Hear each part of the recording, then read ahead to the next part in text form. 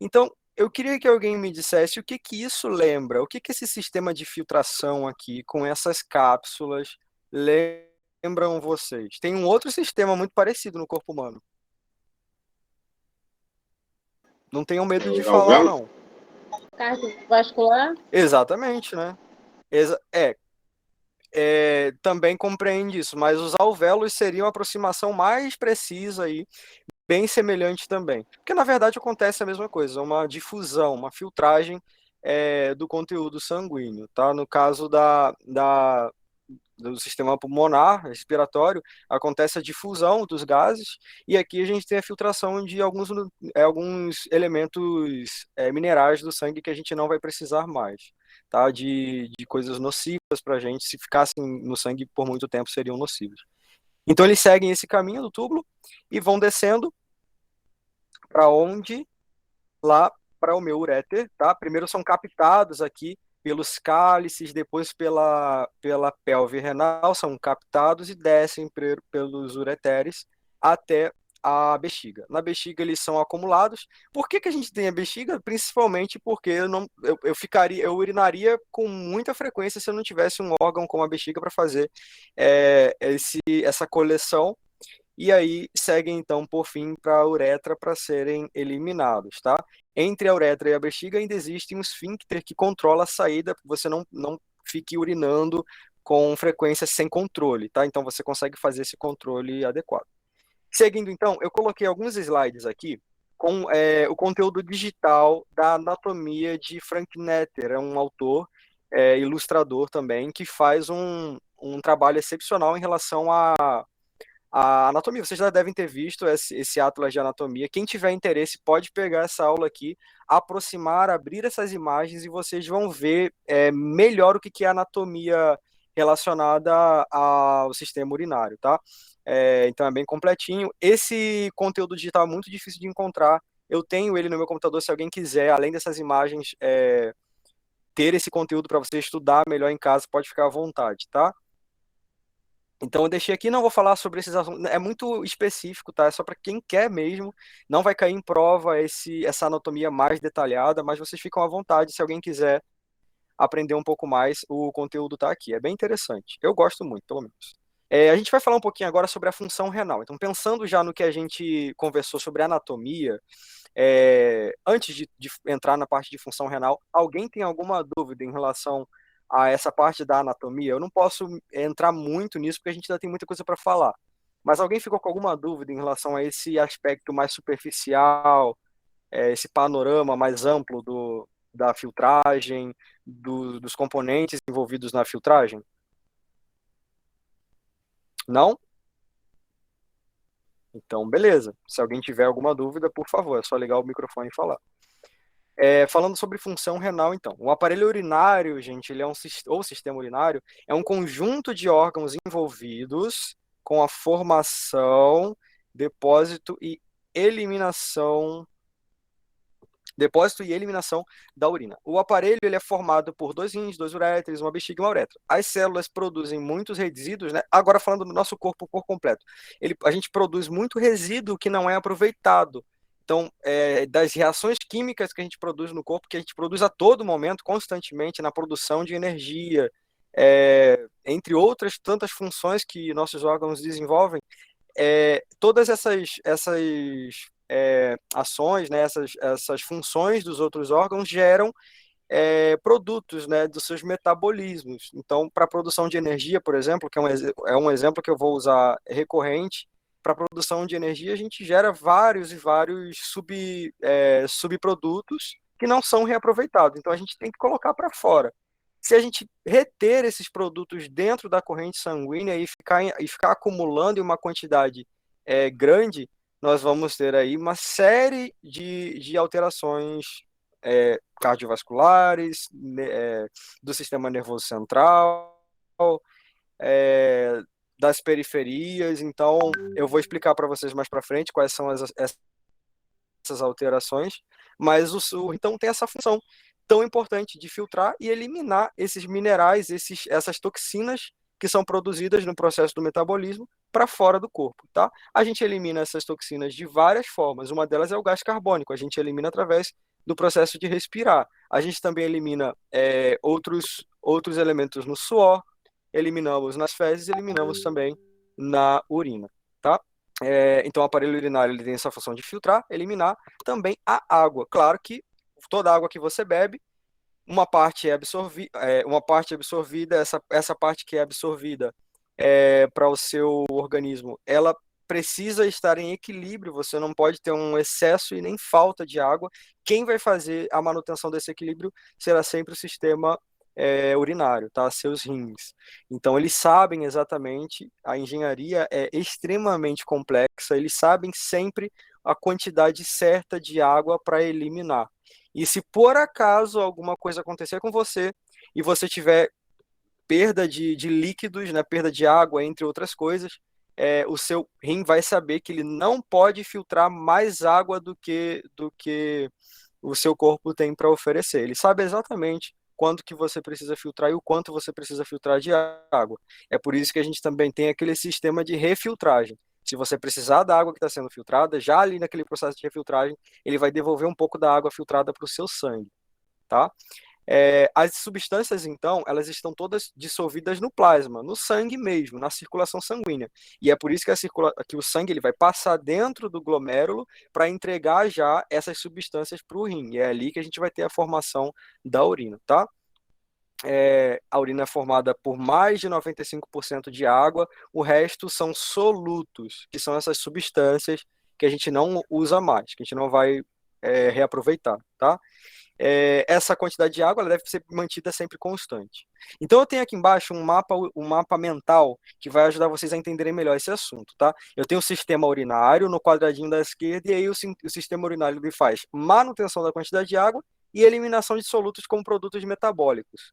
E isso tudo aí forma a urina. A urina, quais são as características dela? Estéril, leve odor, se não tiver uma outra doença, comorbidade, leve odor, coloração amarelo claro, podendo variar, né, sem estar associada à doença. A coloração amarela ela é natural da urina, tá? Você esperar sempre ter uma urina transparente não é 100% relacionado à ausência de doença, à saúde, tá?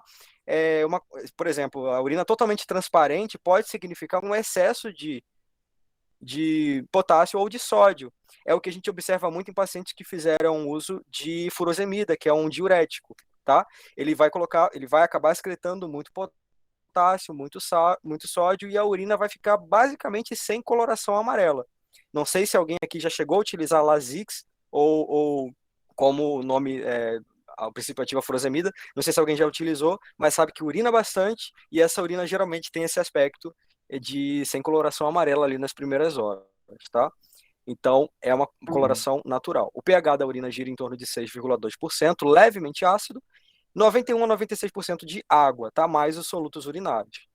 Esses solutos são o quê? Quais são essas substâncias que a gente não vai aproveitar ou que já estão em excesso no organismo ou que são tóxicas em grandes quantidades? São eletrólitos em geral, sódio, potássio, magnésio, selênio, ferro, cobre, ureia e creatinina. Eu vou falar para vocês o que é cada uma delas, vitaminas, hormônios, ácidos orgânicos, cerca de 3.100 elementos que são, ou compostos que são eliminados disso de forma natural. E isso muda conforme você vai provando novos alimentos, fazendo uso de alguma medicação, são outras substâncias que vão ser processadas no seu corpo, vão ser metabolizadas e vão ser eliminadas também através da urina, tá? E aí a urina, ela segue por um processo, uma linha de raciocínio de produção, condução, armazenamento e eliminação. Cada órgão, então, estando responsável por uma etapa da sequência. Alguma dúvida até agora? Não? Então, beleza. Então, a gente vai seguir. Ainda falando sobre função renal, não eliminar as substâncias, os solutos, nas quantidades adequadas pode levar ao excesso ou escassez de solutos. Isso pode significar de pequenas alterações clinicamente não observáveis a alterações mais importantes, levando à disfunção de múltiplos órgãos ou falência total, culminando em óbito. Em outras palavras, os rins possuem uma programação muito rigorosa de filtração, que foi o que eu falei para vocês, controlada pelo sistema nervoso diretamente, por meio de hormônios ou indiretamente através do sistema de feedback. A exemplo, observe a sequência de eventos relacionados à insuficiência renal aguda, que está relacionada à necrose tubular aguda, e insuficiência renal crônica. O que é insuficiência renal? A insuficiência renal é quando o rim não, ele começa a perder a capacidade de absorver e de filtrar corretamente o sangue, tirar essas impurezas do sangue. Então, na insuficiência renal aguda, por exemplo, você tem uma lesão renal transitória, muitas vezes, é passageira, tá? Se você retira o que está causando a lesão, muito possivelmente você não vai ter um acometimento para o resto da vida.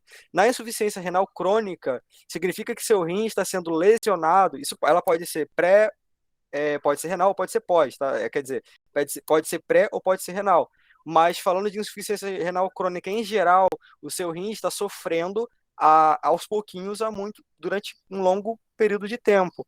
E existe ali uma leve falência já das suas funções. Você pode ter isso, então, em uma necrose, uma perda de células, uma perda de néfrons, como a gente Dani, E o meu tá viu falhando. agora há Dani, pouco.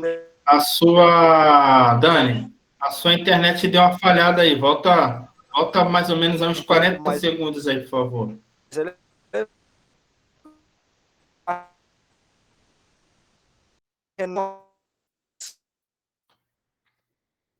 Dani, sua internet deu algum problema aí.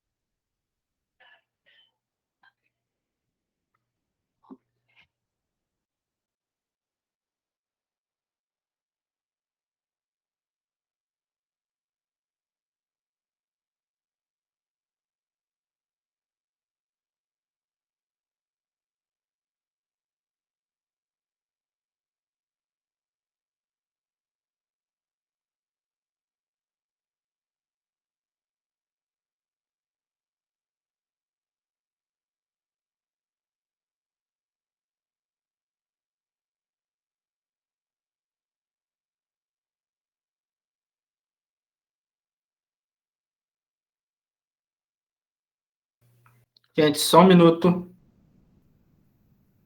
Ver o que aconteceu lá, tá?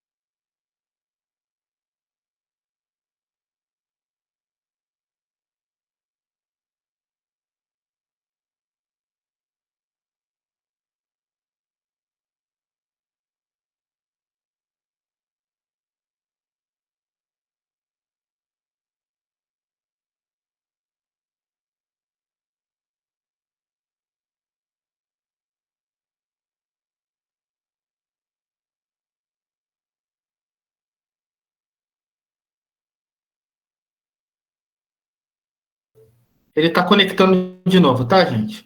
Só um minutinho que às vezes acontece.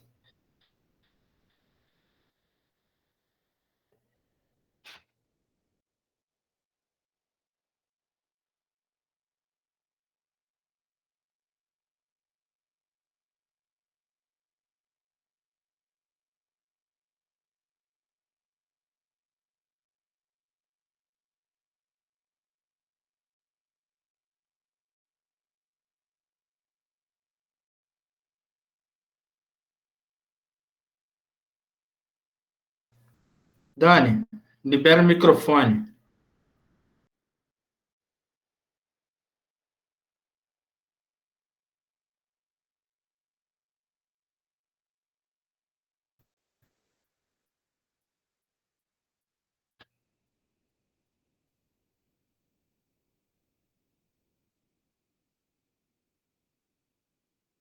Daniel, libera o microfone. Tá ouvindo a gente?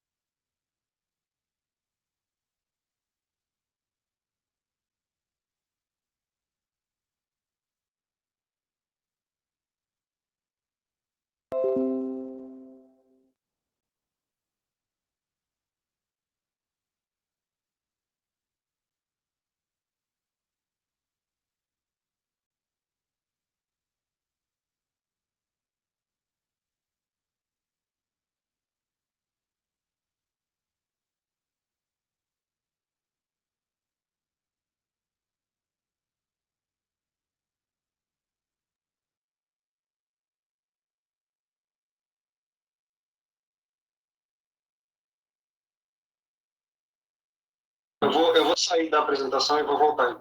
Tá, gente, ele vai sair da apresentação e vai voltar. Acho que ele não está conseguindo falar com a gente.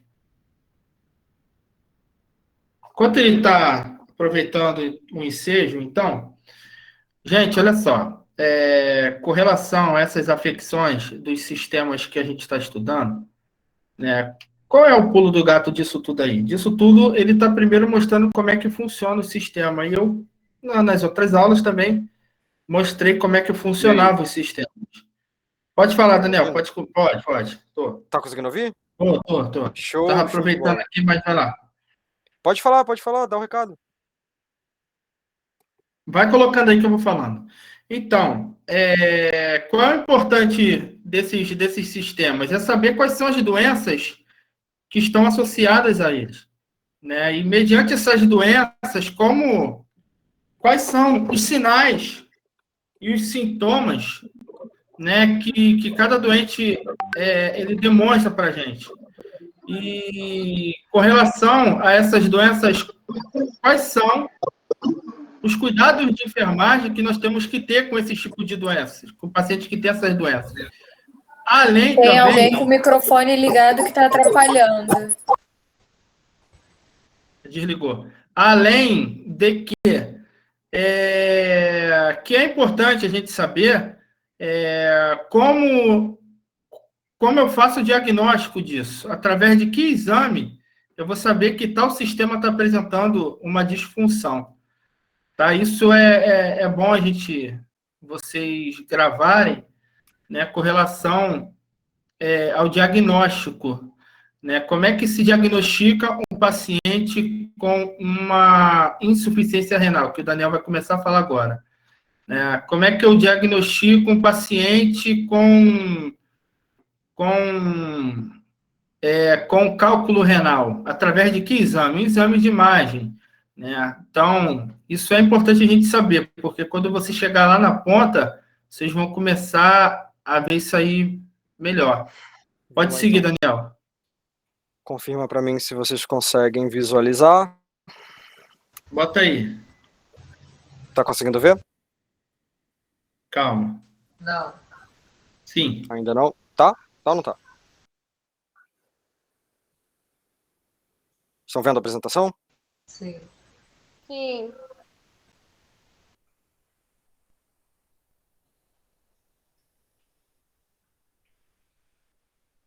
Estão vendo a apresentação, pessoal? Conseguem ver? Sim. Sim, Daniel. Então beleza. Deixa eu só ver aqui quem que chegou. Tá, vamos lá então. Eu tinha perguntado se alguém aqui é aquele amante da academia, alguém aqui que pratica exercício regular, ou alguém que já teve rabdomiólise também, que talvez não pratique exercício físico. Alguém aqui é esse tipo de pessoa que gosta de fazer exercício, que eu queria ser, mas não consigo? Sim, gosto. Pronto, já ouviu Às vezes falar de rabdomiólise na academia? nunca ouvi falar. Certo. A rabdomiólise, gente, ela acontece muito em pessoas que estão começando a sua rotina de exercícios e aí começam exagerando um pouco. A rabdomiólise, então, acontece quando a pessoa pratica muito exercício físico e o exercício físico envolve, né, a hipertrofia envolve a rompimento de algumas células, de algumas fibras musculares. O rompimento dessas células acaba entregando para a corrente sanguínea muitas toxinas que estavam armazenadas dentro da célula. E esse conteúdo celular que não deveria estar em excesso na corrente sanguínea acaba afetando o rim. E aí você pode, em um caso mais grave, ter uma insuficiência renal aguda também, tá? Por causa do excesso de exercício. A sepse, né, infecção bacteriana, suplementação excessiva, para quem também gosta de academia e faz exercício regular, suplementação excessiva, principalmente com a creatina, que é um produto tão conhecido, pode causar, sim, insuficiência renal também, tá? Você entrega para sua corrente sanguínea uma quantidade excessiva de um tipo de nutriente que ele não deveria estar naquela quantidade na corrente sanguínea, não é totalmente absorvido pelas fibras musculares, que é o alvo, né?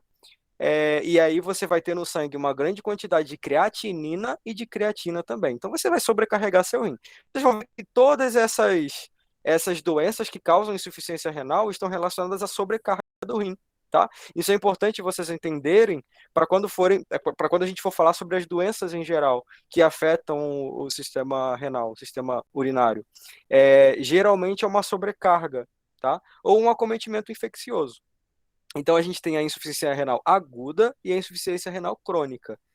Sintomas a longo e curto prazo: a diminuição da quantidade de urina ou alterações na frequência de urina, tá? Edema. Por que o edema?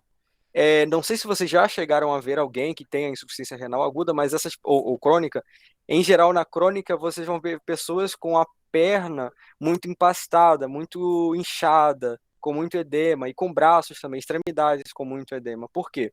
Fica na corrente sanguínea, né, nos seus vasos linfáticos e tudo, aquele conteúdo que a gente não reaproveita.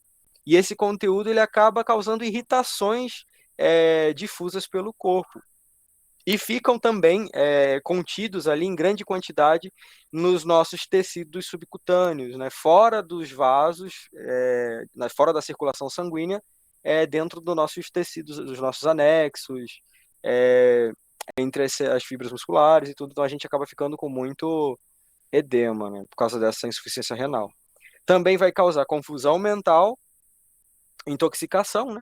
Fadiga, cansaço, inapetência, alterações na aparência da pele. E isso aqui é muito importante. Vocês, acho que a gente já conversou antes que a minha especialidade, a minha função no Hospital de Adventista Silvestre é em relação à integridade cutânea como estomaterapeuta. Então, eu estudo muito essa parte da aparência da pele, a nutrição cutânea, e tem muito a ver com a função renal. Porque se você precisa entregar uma certa quantidade de nutrientes para a pele, para nutrir ela, deixá-la hidratada com água e tudo, e seu rim não consegue manter esse equilíbrio, então, consequentemente, a sua pele também vai ter uma aparência muito ruim, quebradiça, seca, ressecada.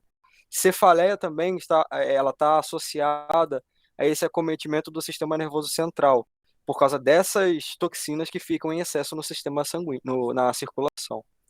Continuando, a avaliação da função renal pela equipe médica, que só passando por cima, o médico ele vai avaliar uma coisa chamada RIFLE, que é uma escala para medir como que essa insuficiência renal está afetando o paciente. E uma coisa que é importante para a gente é qual conduta ele vai tomar. Ele vai fazer uma hemodiálise, uma HD, qual seria a modalidade da hemodiálise que o paciente vai fazer, ou ele vai simplesmente manter uma nutrição um pouco diferente, mais específica, aumentar a ingesta de água, alguma coisa menos invasiva. Isso tudo vai depender do nível de dano causado aos rins, tá? Então, nessa avaliação, o médico vai ver se o paciente está em risco, se já existe o dano, ou se os rins estão em falência, ou se já existe, além da falência, perda de função. E aí, o que acontece quando a gente tem perda de função, insuficiência mesmo, renal aguda, com uma grande perda tecidual dos rins, quando o rim não consegue filtrar mais quase nada? Aí a gente só tem duas alternativas. Ou a hemodiálise, e isso uma hemodiálise com uma frequência maior, ou transplante renal mesmo, tá? No Silvestre a gente tem uma, assim, não é o alvo, né, não é uma grande quantidade de transplantes renais, mas a gente tem também muitos transplantes acontecendo lá. Então o órgão acaba perdendo sua função em si. A avaliação da função renal pela equipe médica consiste também em uma coisa muito importante, que é o exame de urina, o EAS. Esse exame de urina a gente coleta bastante no ambiente hospitalar, em posto de saúde também vocês vão ver. Se alguém aqui quiser trabalhar em laboratório, vai estar sempre em contato com o exame EAS.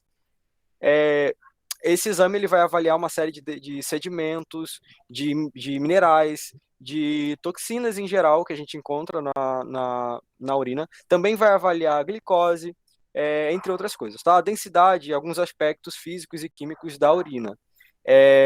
Algo muito importante é o pH. A urina não pode estar muito ácida, nem muito básica. A média ali tem que ficar de 5,5, entre 4,6 e 6,5, sendo 4,6 já muito ácido também.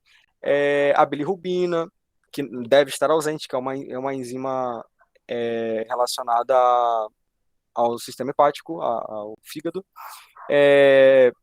Então alguns desses minerais, alguns desses micronutrientes a gente não pode encontrar na urina. Se encontrar já é sinal de patologia, tá? Células epiteliais, que são sinais de lesão também, cilindros, cristais.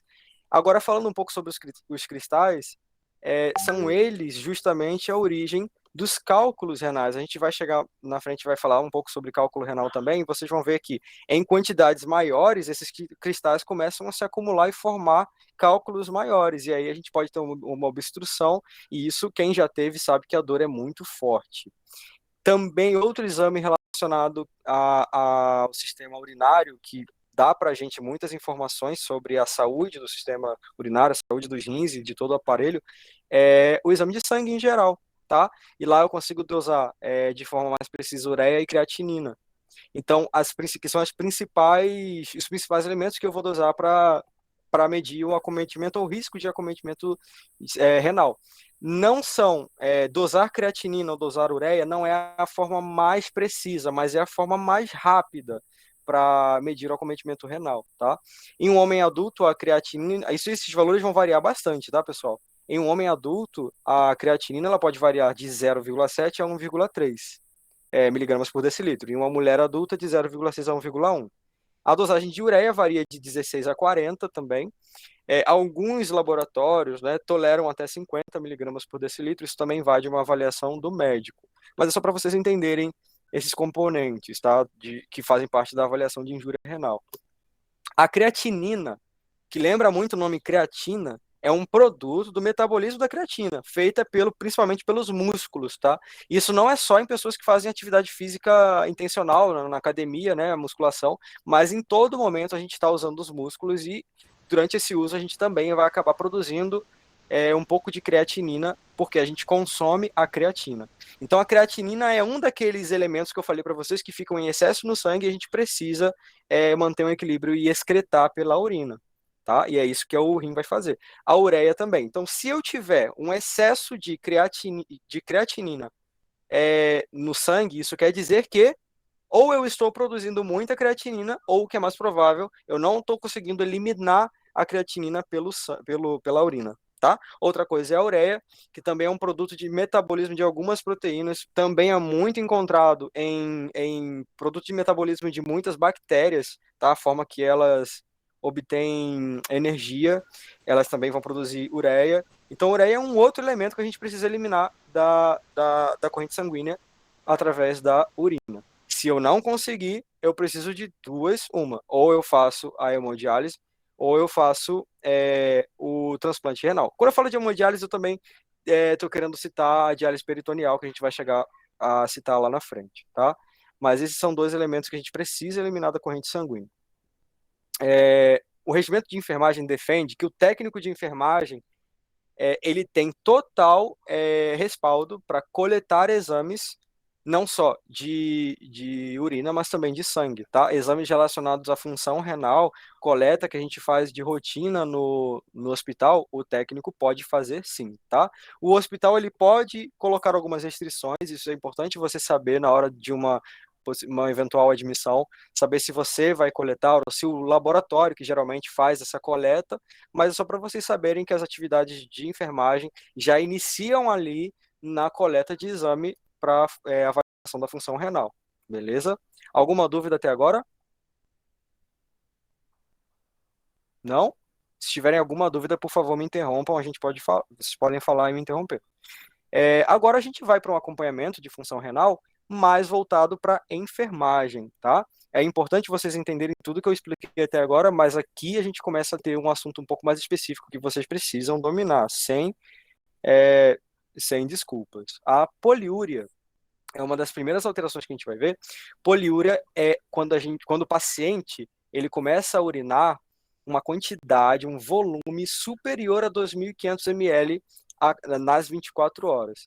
Por que que é importante a gente aprender esse volume nas 24 horas ou no máximo nas 12 horas? Porque o paciente ele vai ter vários eventos de urese durante o dia. Então, se eu avaliar hora a hora, pode ser que às 13 horas o paciente não urinou. Isso quer dizer que ele está anúrico? Não. Eu tenho que avaliar um período de tempo, tá? Então, para minha avaliação, dependendo do paciente, eu posso avaliar nas 6 horas. Como que foi o débito urinário? Eu posso avaliar nas 12 horas. E um paciente mais clínico, mais tranquilo, eu posso avaliar nas 24 horas. Então, por exemplo, se eu quero avaliar se o paciente tem poliúria, se ele está em poliúria, que é um volume aumentado de urina. Eu posso avaliar nas 24 horas com 2.500 ml, ou eu posso avaliar nas 12 horas com quantos ml? 1.250 ml nas 12 horas. É só eu ir dividindo pela metade, tá? E aí, de 6 horas, eu vou dividindo. Oligúria, por exemplo, é o contrário, tá, pessoal? Se poliúria é uma diurese sendo a urina, né, o ato de urinar, superior, quantidade de urina superior a 2.500 ml, a oligúria é inferior a 400 ml. É uma quantidade reduzida, mas não ausente de urina. Então, se nas 24 horas o paciente urinou ali só 400 ml, então o de 400 para baixo é um paciente que pode ter, então, oligúria. Eu posso dizer que esse paciente está em oligúria. Oligúria não é um diagnóstico, tá? É um sinal, é um sintoma que o paciente vai apresentar. Anúria, como o próprio nome já sugere, ausência de urina, e em algumas literaturas ainda toleram 100 ml para baixo, sendo ausência de urina, tá? Sendo só um resíduo mesmo de urina, não considerado como diurese em si. Nas 24 horas, aquele paciente que teve uma anúria, ele não urinou nada. Que tipo de paciente que pode apresentar anúria? É um paciente, por exemplo, que está em hemodiálise. Todo componente que ele precisa excretar, assim como a água também, já está sendo retirada de forma automática, pela máquina, né? Ou um paciente que está em diálise peritoneal, já está fazendo uma filtragem mais adequada. Mas principalmente o paciente em hemodiálise é um paciente que provavelmente não vai urinar nas horas seguintes da hemodiálise. Vitor, se quiser sugerir, falar alguma coisa, fica à vontade, tá? Eu preciso que vocês participem para eu saber até se a apresentação está funcionando e se vocês estão entendendo. Eu não quero que ninguém termine essa apresentação com dúvidas. Por favor, me É interrompam se só, vocês quiserem. é só pedir para vocês prestarem bastante atenção nessas terminologias que o Daniel está falando, porque as terminologias elas fazem parte do nosso dia a dia e também da nossa avaliação, tá Isso. bom? Pode Como eu seguir. falei para vocês, não é um diagnóstico médico, isso é nosso, tá? É uma terminologia primordialmente da enfermagem. E partindo então, nictúria ou noctúria é o ato de aumentar a frequência urinária durante o período da noite, tá?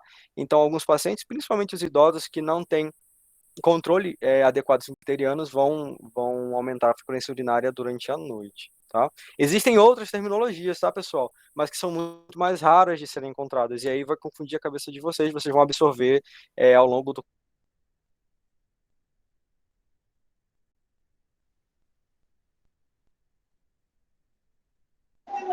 Acho que caiu. Travou aqui de novo.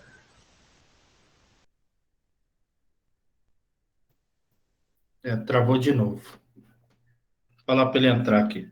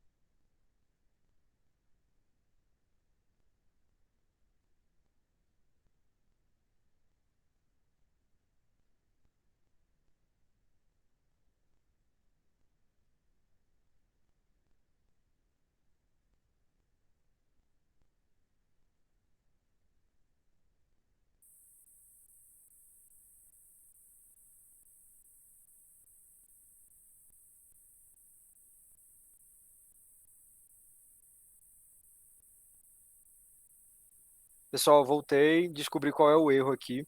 Acho que não vai voltar a acontecer essas desconexões. A rede elétrica está muito instável também. Estão conseguindo me ouvir? Sim, sim, Dani. Pode Show. seguir. Vamos voltar lá então.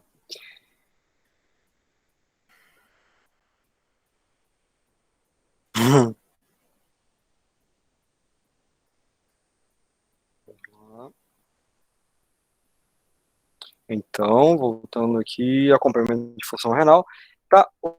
Poliúria, oligúria, anúria e nictúria. A gente tem também a disúria, tá? Que eu não coloquei aqui, peço desculpa, acabei, não sei o que aconteceu, era para ter colocado, mas a disúria, alguém faz ideia do que seja disúria? Dor no ato da medição. Exatamente. Dor ao urinar. E a gente vai ver logo uma doença muito provável de causar dor ao urinar, tá? Que a dor ao urinar, inclusive a disúria nesse caso, é um sinal dessa doença. Vou mostrar para vocês daqui a pouco.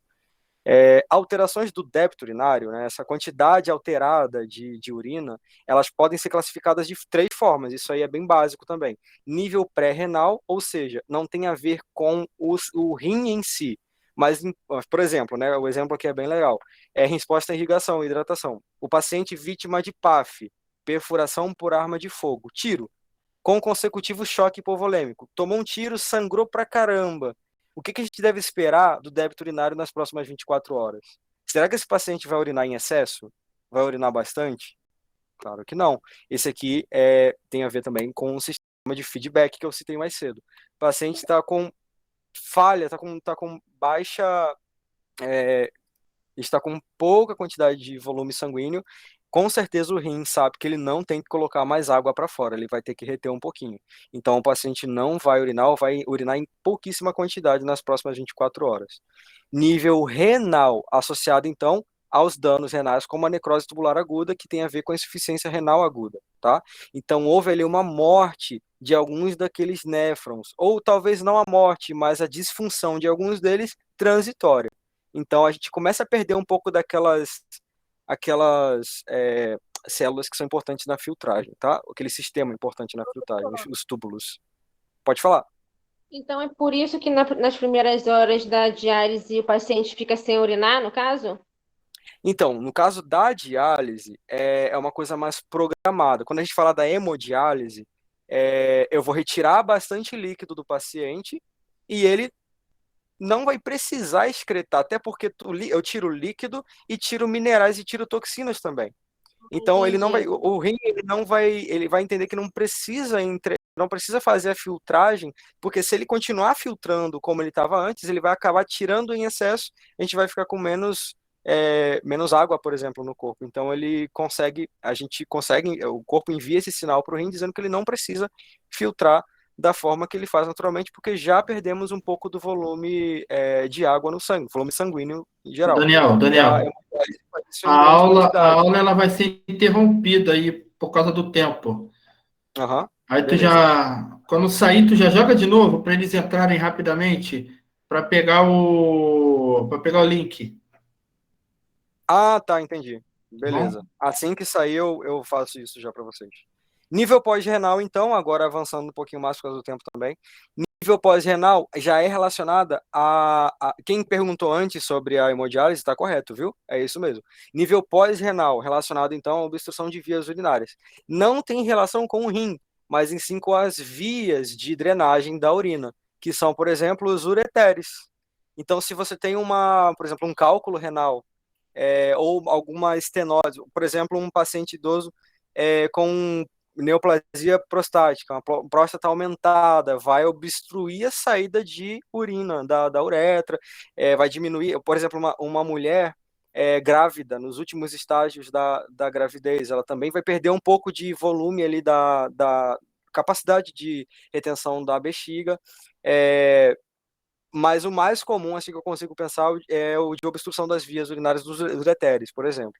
Um paciente com cálculo renal, a urina não vai conseguir passar, a urina vai ficar presa e retida no rim, então vai haver um edema exacerbado desse rim, causando uma hidronefrose, que é uma dor incrivelmente forte, tá? Para quem nunca teve, não queira ter.